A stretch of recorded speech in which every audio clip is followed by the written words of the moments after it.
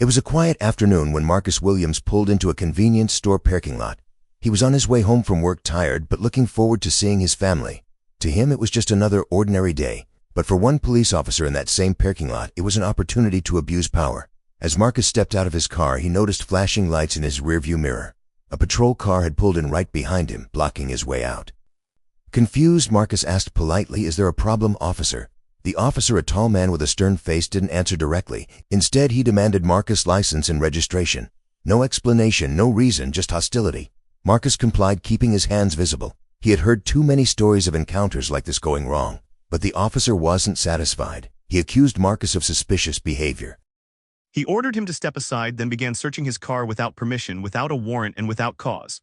Marcus' heart pounded. He hadn't done anything wrong. He knew this wasn't about suspicion. It was about who he was, the color of his skin. The officer's voice grew louder, his tone more aggressive. He threatened Marcus with arrest if he didn't cooperate, but Marcus had cooperated. He had done everything asked of him. By now, other people in the parking lot had begun to notice. Phones came out, cameras started rolling. One woman shouted he didn't do anything, leave him alone. The officer ignored them. He pushed harder, trying to intimidate Marcus. But with every second, the crowd grew larger, and so did the evidence against him. When backup arrived, the officer expected support. Instead, another patrolman stepped out and saw what was happening. He saw a man standing calmly, hands visible, surrounded by angry neighbors with their phones pointed directly at the officer. He saw a car torn apart for no reason, belongings scattered on the pavement. And he saw his fellow officer going too far. The backup officer quietly pulled out his own radio. A few moments later, supervisors were on the way. By the time Marcus was finally told he was free to go, the damage was done. His car was a mess. His dignity was bruised. But the truth was captured, every second recorded on phones and security cameras.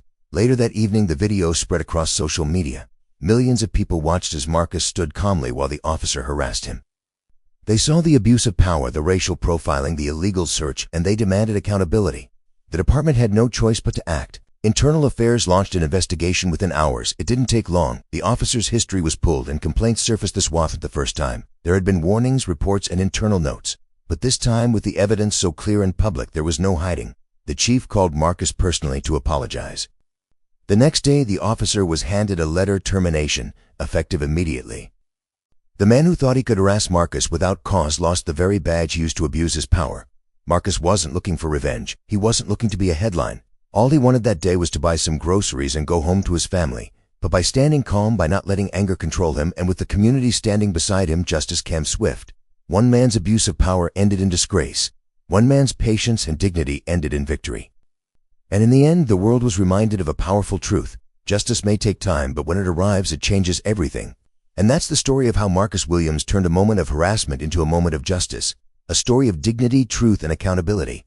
If this story moved you, make sure to subscribe for more powerful real-life stories. Don't forget to like, share, and hit the bell so you never miss one.